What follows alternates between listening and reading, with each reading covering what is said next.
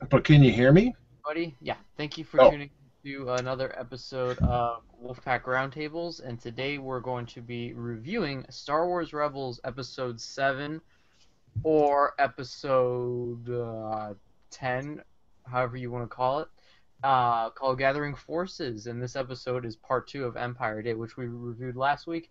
As always, I am your host, Corey, and our other hosts, Dan. hello. Sorry, you caught me in the middle of the yawn. It's Great. fine. And the Bill. Hello, everybody. There should be a fun show tonight. And last night, it's actually kind of funny. All three of us were on Coffee with Kenobi. Great Star Wars hmm podcast. If you guys have not checked them out, go check that out. I think they're going to put out the episode sometime after Thanksgiving. Yeah. So definitely tune in for that. Everybody else seems to be sick tonight, so it's just going to be us three.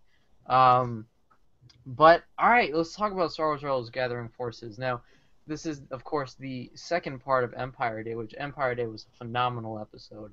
hmm And so in this episode, we get to see, it begins with TIE fighters totally going after the Ghost, and I think those shots just look so cool. And I noticed this that the Inquisitor's mask, there's this space where you can see his eyes. You get to see his eyes. I like that. That was cool. I also think those shots look really familiar. Didn't you think so? Because they were Yeah. very Star Wars-ish. And that's something that I think Freddie mentioned when we were talking to him, that they hmm use a lot of the same shots, or recreate, sort of. Were Yeah. inspired by it. Right, yeah, a lot of, and of course, A New Hope, Empire, and Jedi, we always saw like shots like that where we get the TIE fighters going right at the Millennium Falcon. So it's really cool to see that they're paying homages to that in Rebels, and it's just And very they've done it quite often, so I really Yeah, like that. I think we can definitely connect with each episode. Every single time we see something very familiar. Really like that. right. yeah. I think this is the first time we saw um, the hyperspace when somebody pulls out of hyperspace. We've never seen that done in Star Wars before, so this was the first episode we actually hmm got to see that, where, obviously what happens is the Inquisitor throws in a tracker right on them, and they have to get it off. It's on the Phantom conveniently, so they have to take the Phantom out of there. And, Kanan and Ezra make this side mission where they're able to jump out of hyperspace with the Phantom, and it's actually a very interesting way that happens. It's like as soon as they get out, it's almost like a rainbow kind of thing, and then they just get Sort of out. like a time warp wormhole that just opens up and they come right out. Yeah, Right. it's very, very cool effects, and that's the first time in Star Wars, anyway, that we've seen something like that happen, where they kind of hmm drop out of hyperspace unscheduled. hmm Yeah, It kind of reminds me of like a Doctor Who moment Yeah, I was gonna when say. yeah, we see like the that in TARDIS Doctor is Who, traveling. Stargate, Star Trek. They've all done that type of effect before, but not in Star Wars. Yeah, this is the hmm first time. I thought also what was cool about it was the whole fact that we're going back to a planet that we've seen previous in the show, which is of course the planet where we see all those creatures. Yeah, Those Yeah. have to go, and the Shadow Beasts or whatever they're called. yeah, we'll call it Mm. call them the They Shadow. have a different name actually. I don't remember the name right now. I think they did say it, but of course Sabine and Ezra get into a little mini fight before they go because Ezra doesn't want to ask Siba what happened to his parents. I'm not actually 100% understanding why he didn't do that, but Because he was afraid of the truth. knowing the That's right. truth. Sorry, you're right. I forgot. He was afraid of the truth, which makes sense because he's been by himself for a good 7 years of his life. So for him to kind of find out what happened to his parents in that time gap would essentially crush him. So Mm. if they were Right. dead, if something bad He happened. doesn't want to know the truth. Yeah, if his parents really are dead, he doesn't want to have his hopes up. Oh, they're alive, and then no, they're actually dead. Right. You know, that was his main issue the whole time. That was what he really feared the most.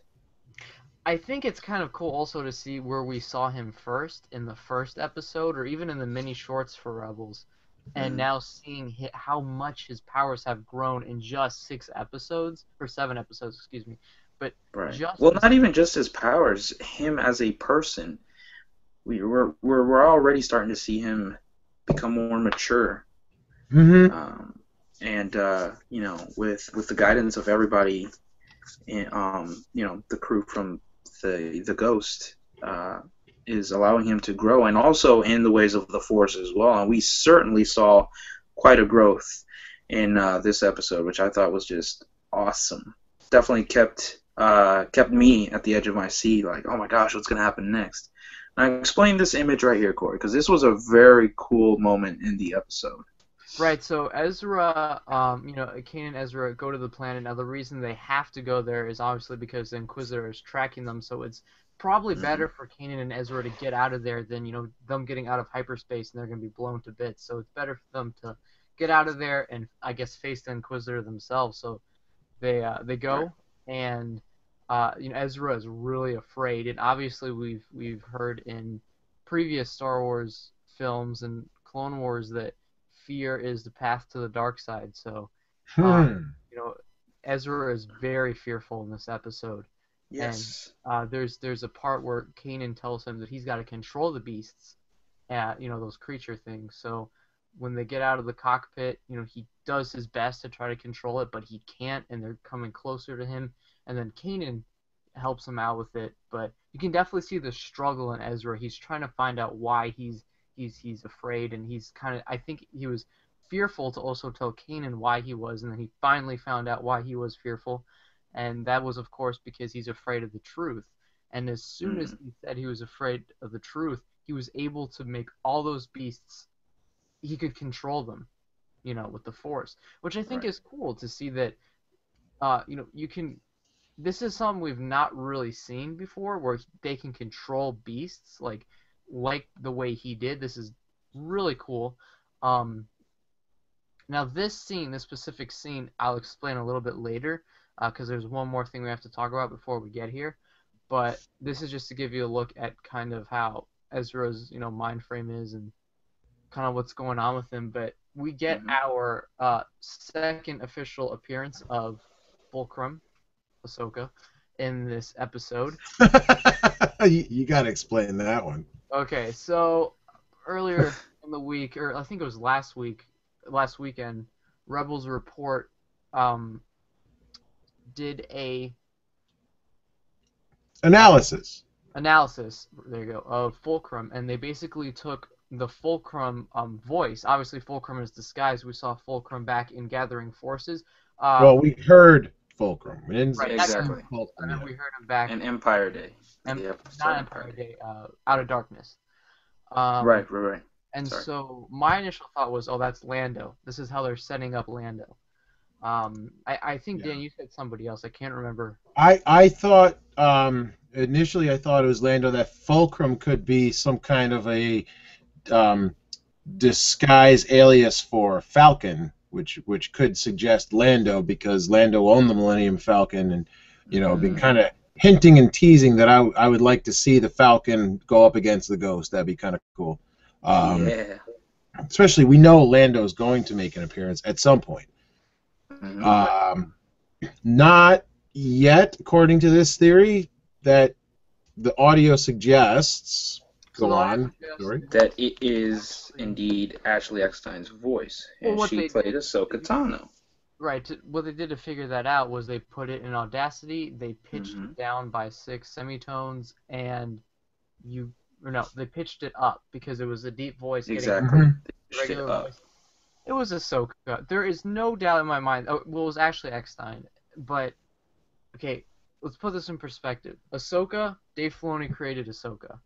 She's going to be in the show. And I think what a better way to bring her in. I'm not surprised you want that to happen, but no one is. None of our viewers are either. Yeah. For those of you who have followed us for these past couple of months or the past year. Yeah. Well, even though Ahsoka is my favorite character, I mean, I'm sure you guys would want to see her return. Absolutely. I mean, absolutely. Why not? You know, Ahsoka's an awesome character, so definitely, I would love to see her in Rebels. And listening to that whole audio clip, all you can assume is that Ashley would probably be playing Ahsoka. You know, I mean, like I said before, it could be a new character, but there was also another thing that we found that could lead to Ahsoka. Now, what was the image that we saw? I saw this on a different website today, by the way. This report, Corey, I don't know if you know, but it's gone viral. Or close to it anyway. The what report? The image of the crate? Mm-hmm. Yeah, it has. That's what the bill's talking about. Mm-hmm. Yeah, so back in, this is something we did not talk about when we reviewed the episode, because honestly, I didn't think anything of the crate. I honestly thought that was just scratch marks, but let me actually... A crate, yeah, exactly. Basically, what is going on here, what they're explaining, is Ahsoka's marks that she has on her forehead are what resemble the marks that have been written on a crate for her cake. Okay. Well, I want to say written, more like drawn. Right, more like a carved in. It was carved in. I don't think it's carved in. It looks more like painted sort of thing. You know what I mean? Whatever, it's on the box, yeah. So. Yep. It's probably a sticker for all we know. It could be. It's very reminiscent of the tattoos that Ahsoka has on her forehead. Right. Right. So which in turn ties into her eyebrows, if you will. Let me share our website because we posted something about this the other day. Yeah, I think everybody definitely needs to see it. So there, that's another. That's a perfect comparison right there with that image. Here's Ahsoka, and you can see her markings right here, and then here is what was on the crate. Now the only difference is these are more straight than curved. Right. But honestly, who cares? It's pretty much. Well, it would make sense that it's straight because in her case, on her forehead, it's curved because it's tying into her whole eyebrow style, Right. So that could be a mark of that's her, without making it too obvious for other people. And that's the crate that Hera took. So we're obviously seeing that there's some connection going on between Hera and Ahsoka. Possibly. Yeah. So that's cool. So going back to this episode, I actually I asked the guys over at Rebels Report how I would, we'd be able to do that, edit it, and I did actually edit tonight's episode's Fulcrum appearance, and I'm going to go ahead and play that quick audio cue. So yeah, go for it. I still haven't heard it, so. Let me just put my microphone next to the speaker here. It's a much shorter audio this time around. Well, definitely, yeah. Fulcrum just had the shorter amount of dialogue. But, go ahead and play this clip right now. Welcome to Ghost.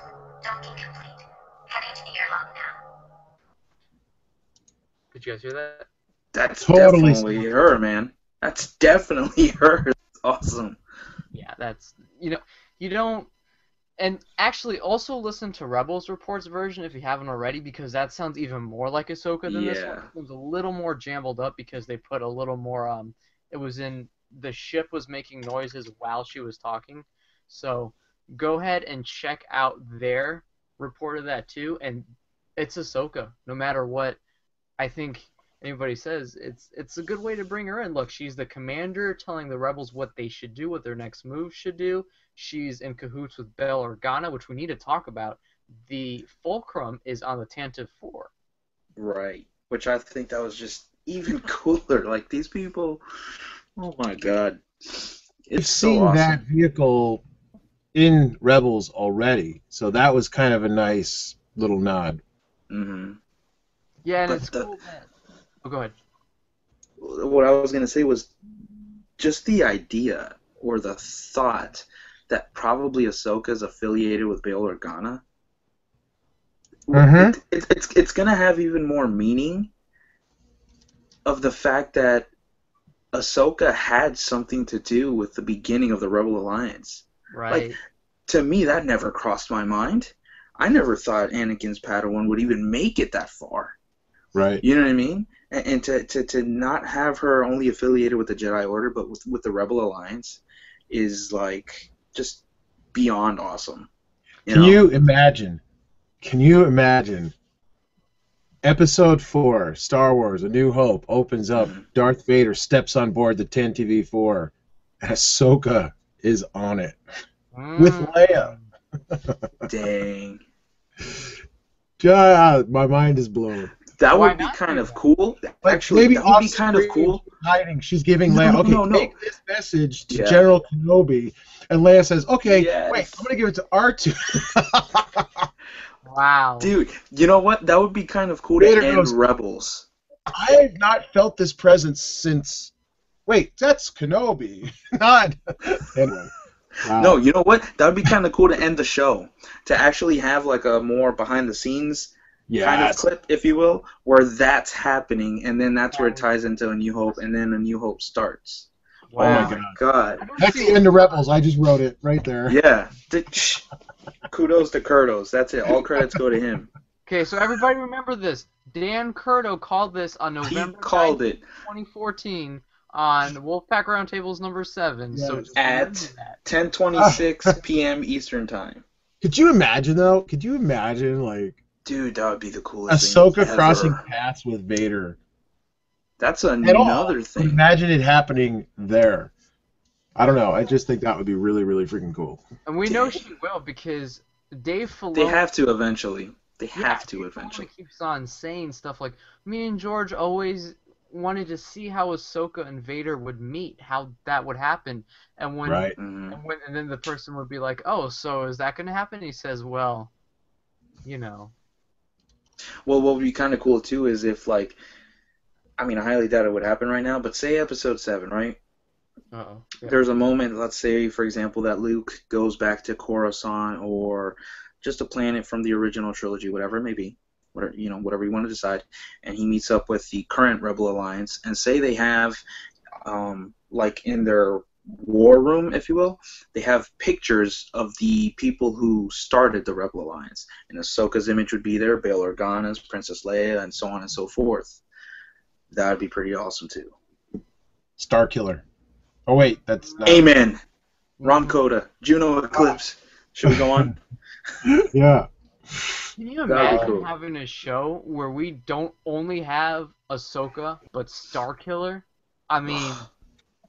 that would even get into it. That would just break my heart. Dang, that'd be kind of sick, though. Like well, the events of Force Unleashed. Starkiller and Ahsoka have met because... In Kurto's eyes, yeah. Yeah, because Ahsoka is Shakti in disguise. That's right. Or other way around. Shakti in Force Unleashed is Ahsoka in disguise. That's what it is. Yeah.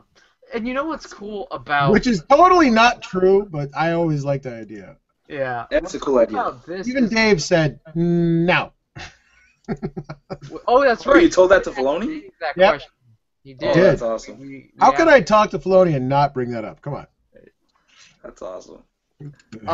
I think that if anything, we're gonna find out who Fulcrum is probably in, I would say, at the end of season 1, because, I mean, I cliffhanger right there. You watch.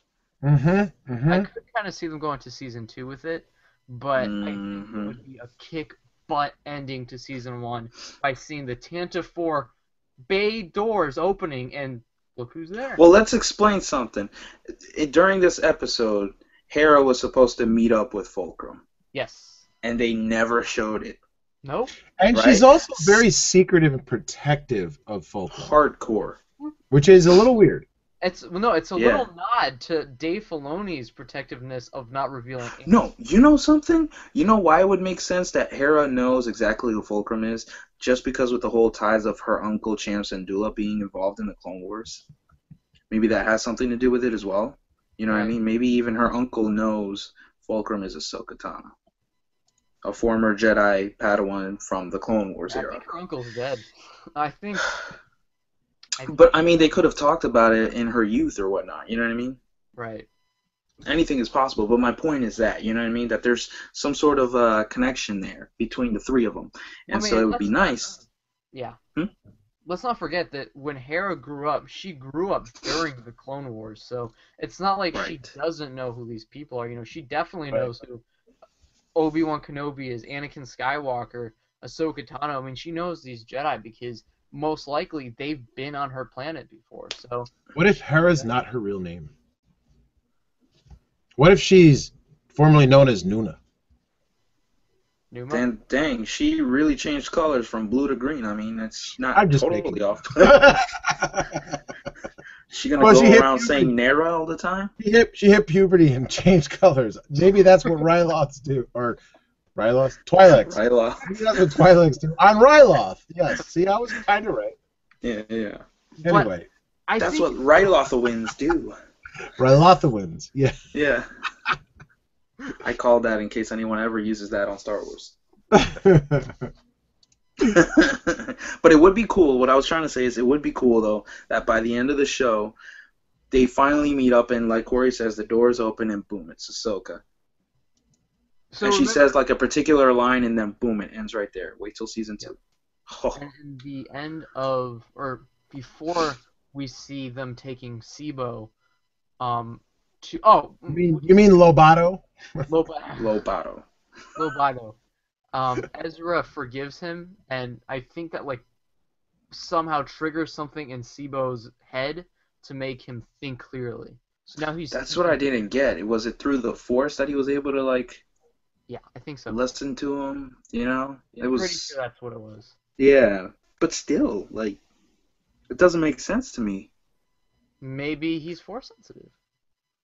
That could be a possibility as well. That'd I be- mean, that'd be anything's possible. Greedo, Rhodian, force sensitive dude. Now also, remember, so Sibo's leaving, they're taking him out, and Hera says one phrase to him, hey, Fulcrum's people will take care of you. So obviously we know that we're not just talking about, Ahsoka and Bail Organa. We're talking about a unit. We're talking about more than... Okay, let's put it this way. We know for a fact, Dave Filoni's confirmed this, that there's a ton of rebel units throughout the galaxy. So this is just one of many people standing up for the rebellion. This one happens to have a Jedi with them. For me, How old is Leia in this time period? she's certainly younger than Hera and Kanan. Yeah. And Ezra. And aren't Hera and Kanan, like, She would kinda neck and be neck? Ezra's age, right? Oh, no, yes. She would be Ezra's age. Yep. So Was maybe she? Ahsoka. Yeah. They're about the same age. All right, that makes sense. Yeah. What if Yeah, so- Ahsoka's playing Leia? I don't know what to think about that. Yeah, I don't know either. I was kind of at a loss for words. Because she would be the same age as Ezra. She would be part of the Tantive Four, working with Bail Organa. She definitely has ties to the rebellion. We know that. Even from the Force Unleashed, she was apparent She in was that heavily game. involved. Yes. She was Okay, heavily let's perspective to blow our minds even more. I just thought of that. Holy cow. Ahsoka working deep. with Anakin Skywalker's daughter. Mm-hmm. That's real Protective nice. of her. And she probably knows that's Anakin's daughter. How about them apples? Yeah. Dang. Yeah. God, we should be part of that whole storyboard group of Definitely. peoples on Rebels. We'd make a kick butt show. Lucasfilm. Let's go. And I'm telling you, again, she'll be. Oh, I'm gonna give him to R2 instead. Oh, wow, that'll be so cool. Dude, Oh, I can't believe you came up with that. Yeah. Oh my God. Imagine. Anyway, moving on. when Kanan went in Droids in Distress, when Kanan went to see Bail Organa, Bail was probably not the only one on that ship at that time. Also, let's remember, Andrew something or other, I cannot remember his last name at the moment, who voices Saw Gerrera in Star Wars The Clone Wars. He was a rebellion who, his sister, can't remember her name, Stila. Stila died in that arc with Ahsoka. Right. Ahsoka is okay. Ahsoka has friends that are rebels. When she leaves the Jedi Temple, come on, where's she gonna go? To them. Let me help them. Let me help a greater good. If I can't do this, let me go to them. I like that. I So, like that. you got Lux Bonteri, you got Saw Gerrera, you got his And entire all those other crew. people that stood up for Onderon. Yep. And I have another All Captain those Rex. ties. Yeah, now that we know that Captain Rex is not Ezra's dad, I think it's very possible that Rex is working with Ahsoka. Well, we saw a dark-haired, bearded man. That's all, and in a kind of drawing photograph. Blue. That's what I didn't like, and I was telling Corey about that. It looked like one of their concept designs, that they actually draw and sketch and whatnot, and then they've kind of fully render it. And there's the image right there.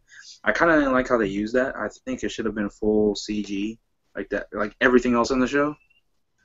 But I mean, it was cool to finally see Ezra's parents. But then it's kind of like, okay, are are they important people? Mm-hmm. Because we can only assume that they did say that they're still alive, right, or something like that. We don't know. No, they're hinting at it. Okay, There's so definitely if they are still alive, what's This is what's their something role? that they found on the disc. Yes. The little disc that Sabine gave you? Mm-hmm. All right, so to continue I with don't the episode, we get to see, of course, the Inquisitor finds them, and we get our first look at the Sand Trooper with the white pauldron. So, I really like their look, and you know what? If you kind of look at the ones that have the pauldrons, they kind of remind me a little bit of oh Lord, I can't believe I'm blanking on the name right now. This is embarrassing. ARC troopers, No, obviously. Republic Commandos, oh yeah, you're right. Oh. right? Did I get it right? I can't believe I forgot right now. But it kind of reminds me of the Republic Commandos in terms of their body, how bulky it looks, Yeah. like that. That's why I kind of liked how they looked in here. I was like, man, look at these guys. They look awesome. Well, and of I'm course, telling you, I really love their whole design for the show. It's just awesome looking. and this is a return of a fan favorite vehicle as well. Yeah, the way it came out and everything, That was cool. total Return of the Jedi moment. Yep. I love how the stormtroopers line up for the Inquisitor too. It just looks so cool. Yeah. So cool. That kind of reminded me more of a Force Unleashed moment in the second one. Yeah. When Starkiller arrives at the, I can't remember the planet's name right now, but it was in the second level of the video game, and he's coming down, the stormtroopers are lined up next to the one guy that was in charge of the planet. I love how they pay these little nods every single time they can. Right, right. Also, one thing about it is the whole fact, again, I say this a lot, but I love the shininess of that armor. I mean, just the glare from, visually, Rebels, and everything about Rebels is great, but the visuals are so eye-popping. It's just amazing what they can do with that. In some sense, it's better looking than Clone Wars, It's still 3D, obviously, but it's different than Clone Wars, because Clone Wars had a very painting approach, whereas this is much more Disneyfied, if you will. But it still looks really cool. I really like it. I think it looks more realistic. I love the Clone Wars animation. Honestly, to tell you the truth, and this is just my personal opinion, if you were to throw the Inquisitor and Clone Wars, I honestly would not be able to tell the difference between the... I would say there would be some sort of a difference. I mean, like, for example, if you look at, I guess the perfect examples that we can utilize right now would be the way Obi-Wan looks, the way Bail Organa looks, 3PO and R2. Good point. If you compare them to their Clone Wars counterparts, there's quite a difference there. Right. Yeah. With that being said, though, it kind of depends on what stylized animation you like. Do you like the Clone Wars one better? Do you like Rebels? I kind of like the Rebels one more because it makes them look more realistic. It makes them look more like their counterparts in the live-action films. Whereas Clone Wars was focusing on full 3D animated style, which it was kind of similar looking to the Micro series, just 3D style, Right. Well, I think the cool thing about this is, of course, I said this on Coffee with Kenobi last night, is as much as, the Inquisitor is not a Sith, it's still cool to see red lightsaber versus blue lightsaber action going on within Rebels. Yeah. It's awesome to see it. It's not just full, blasters shooting around. And I also liked how heavily involved with the Force he is as well. To the point where, you see him with his eyes closed and he's sensing Kanan and Ezra. He's a master. I mean, for me, that's what I don't understand about the Inquisitor. How is he not a Sith? Like, what more does he need to do in order to be, I guess, a full-fledged Sith? Kurto, you're like the brains here. What do you think? Well, kind of what we were talking about last night, since we talked a lot about the Sith. I mean, during this era, the rule of two, if you will, is Palpatine and Vader. So, right. In order for the Inquisitor to really take over, he'd have to get rid of one of those guys. Right. Yeah. No, that's not going to happen. But I think, what we know about the Inquisitor so far is very little. But what we do see of him is he seems to really, really enjoy being in the position that he's in. Yeah. Most of the time he's going into battle, and he's got a huge grin on his face. So he's kind of like a mix between Dooku and Maul in the sense that he's got very composed, very gracefulness to control of everything that Dooku had, yet he's got the I love to get into a fight that Maul had. Right. So it's an interesting character because I didn't really think much of him when I first saw him. I thought, we'll see what this guy does. Exactly. But he's quite creepy. I like when he really smiles and you can see his sharp teeth. Mm-hmm. Yeah. Like imagine seeing that in live action films. Which again, that's the way the race is, but very cool. Yeah, imagine seeing that in full, I guess you can sort of see a similar one in Revenge of the Sith, but seeing him like that, all sharp teeth and everything. Mm-hmm. The other thing I like about the Inquisitor is the whole fact that he does not seem like the type who... He seems very overconfident. Like, he thinks that he's gonna... It seems every time he fights Kanan and Ezra, he thinks he's gonna kill them. And I think that's his overconfidence is getting to him, because every time he fights them, they find a way to lure him away and get away. Yeah. Which I think is interesting. That's why. Notice I'll talk about what he says at the end of this fight. But let's talk about the way Kanan and Ezra use the Force against the troopers and the Inquisitor. So those creatures, they were sitting down Jedi position, and behind them were like a billion of those creatures. And they point their fingers straight at all the stormtroopers, and those beasts just go right after them. So they're controlling the beasts through the Force, giving them commands, hey, go get those guys. Well, now, get into the big reveal, if you will. I see what you did there. Yeah, see that? Like that? I like that. Ezra tuned into the dark side here. This was the first time in the show that we... Now, why is that? How did he get into this situation? Basically what happens is the Inquisitor is messing with his head. He's saying, your master is going to die. Your friends are going to die. Kanan was knocked out at this point. Right. This was so creepily similar to the Emperor and Luke Skywalker, don't you think? Yep. Absolutely. Right. At this point, there was no, winning against the Inquisitor. Kanan did put up an interesting fight, though. Last time he got beaten pretty easily. This time it was a few more seconds. He actually held his own. He held his own a little bit this time around in this second fight as opposed to the first one. I'm getting the feeling that Kanan is going to be trained by somebody later down the season. Either that, or he's going to continue learning things as he's teaching Ezra. Like, as he's teaching Ezra, he's going to be like, oh, okay, so this means this. You know what I mean? Right. Sometimes a teacher is actually learning while they're teaching their own student. Right. I don't know if you guys noticed this, and I just noticed this. The gauntlet he has on his glove and his forearm looks like the same gauntlet that clone troopers wear, repainted. Yeah. Oh, you didn't notice that? I did. Yeah. I've not noticed. Except the gloves, of course, are cut off here. That. You just got used to it. Right. Yeah, exactly. But then it's kind of like, how come Kanan has it? Where'd he get it from? Wonder if they'll explain that in that comic book series that's coming out next year, right? I hope so. Yeah, next April. Yep. Looking forward towards that. So yeah, Definitely. We're talking about Ezra tuning into the dark side, and basically, he arises this beast, this first off his eyes go all crazy, and Kanan is yelling to Ezra, "No, Ezra, don't do this."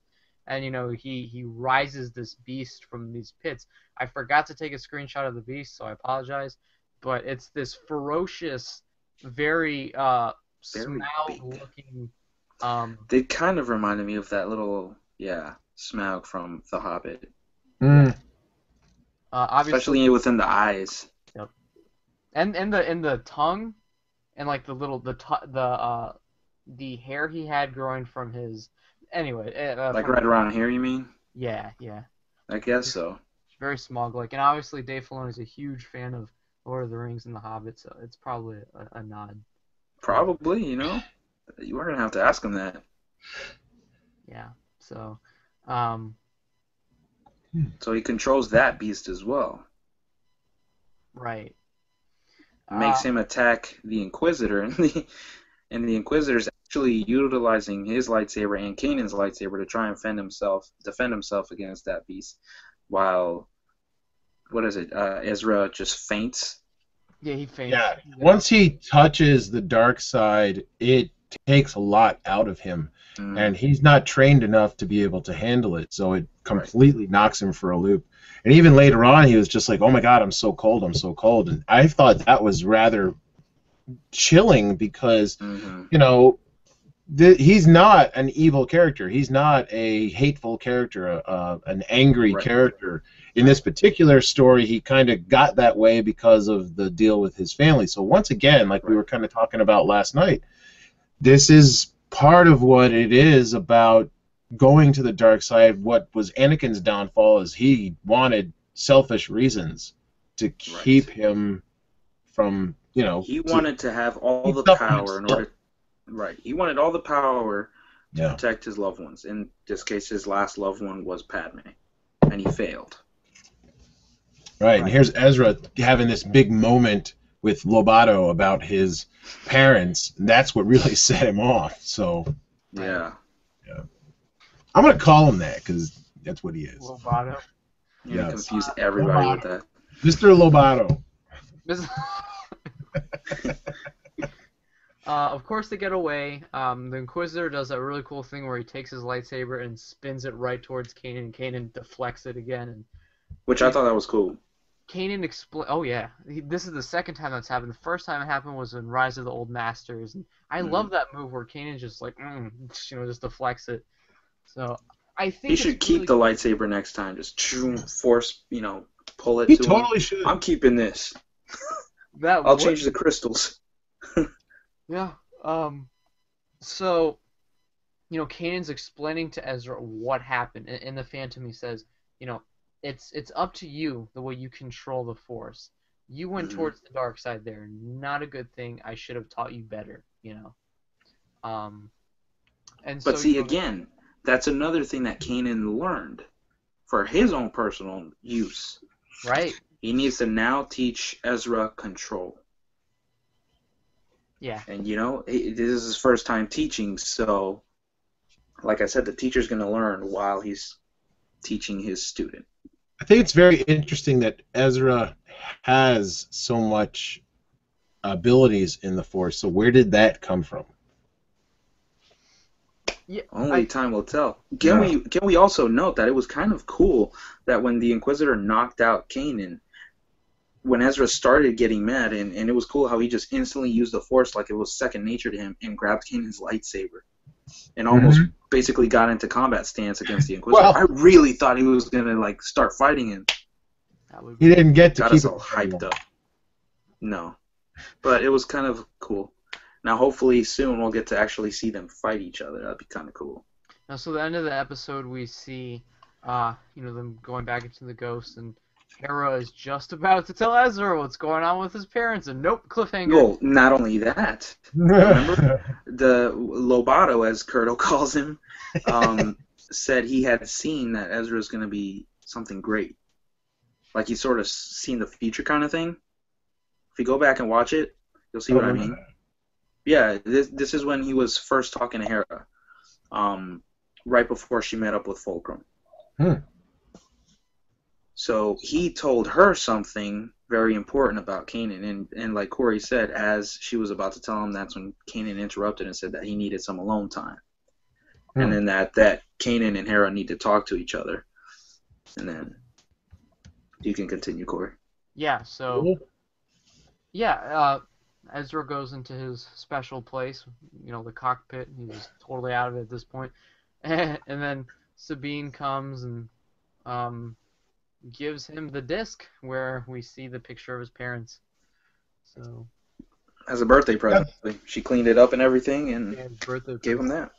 Keep this image up for a second. This outfit that the mom is wearing, it's so funny. When I saw this last night, I was like, oh, that looks like the outfit that Kirk wore in the Star Trek the motion picture, only without the headgear, obviously.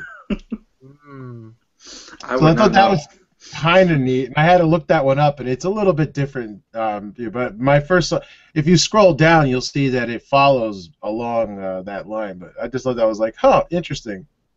Yeah. To me, it sort of reminded me. I mean, it's not the best comparison, but it's sort of like the head part or whatever reminded me of the nurse that was taking care of Yoda in season 6, and like the little hospital before Yoda went on to his adventure and whatnot.